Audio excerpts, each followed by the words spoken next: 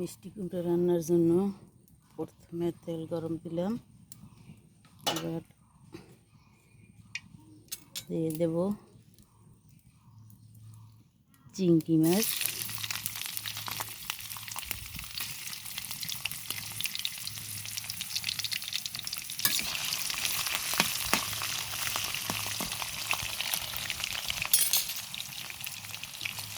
একটু কাঁচামরিচ,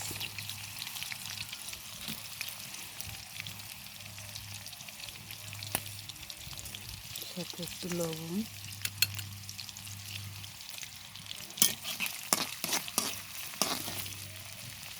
এবার দিয়ে দেব পেঁয়াজ বাটা, রসুন বাটা, জিরার গুঁড়া, হলুদ।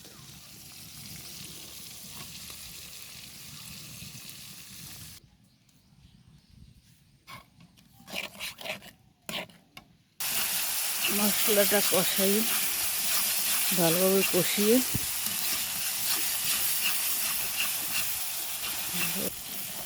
প্রথমবার মশলা কষাবার পরে সামান্য একটু পানি দিয়ে আর একবার কষিয়ে নেব, যাতে মশলার গন্ধটা না আসে।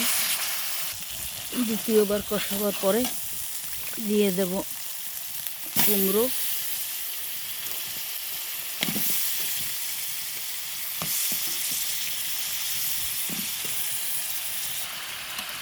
এবার কুমড়োটাকে 2 মিনিট কষাবো। ভালোভাবে 2 মিনিট কষিয়ে 2 মিনিট কষাবার পরে শুকনো শুকনো হয়ে এসছে। এবার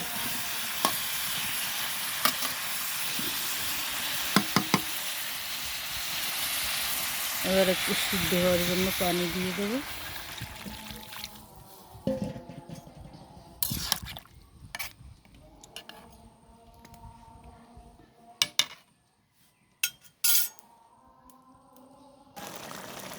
এবার হয়ে গেছে।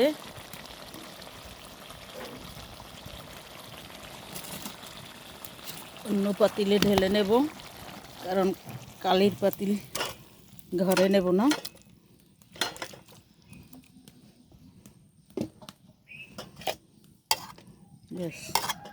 চিংড়ি মাছ দিয়ে মিষ্টি কুমড়া।